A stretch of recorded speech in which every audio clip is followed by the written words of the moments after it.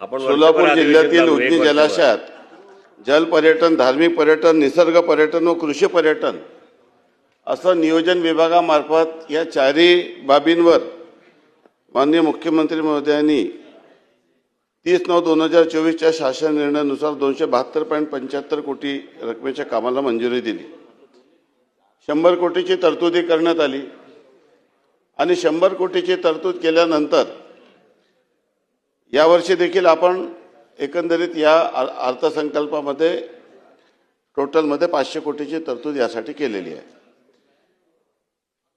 यामध्ये जे 4 विभाग आहे, एक जल पर्यटन आहे, कृषी पर्यटन आहे, बिनयार्ड पर्यटन आणि धार्मिक पर्यटन आहे।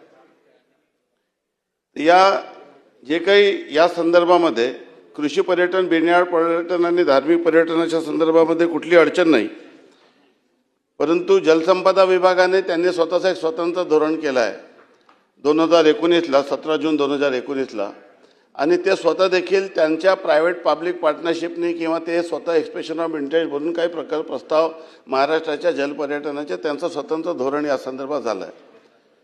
आणि त्यामुळे जलसंपदा विभागाने स्वतः आपले जे प्रकल्प आहे ते विकसित करण्यासाठी या उद्देशाने ते हाती घेतलेलं आहे। परंतु या उजनीच्या संदर्भामध्ये जेव्हा हा प्रश्न उद्भवला तर निश्चितच एक अतिशय महत्त्वाकांक्षी प्रकल्प आहे। राज्याच्या शिखर समितीने याला मान्यता दिली, मुख्यमंत्री महोदयांनी यांना मान्यता दिली।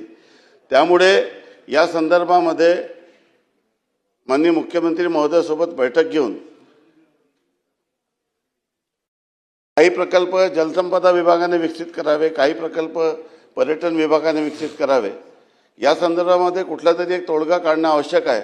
आणि या संदर्भामध्ये मी माननीय मुख्यमंत्री महोदयाशी चर्चा केलेली आहे आणि लवकरात लवकर या संदर्भामध्ये एक बैठक आयोजित करून मार्ग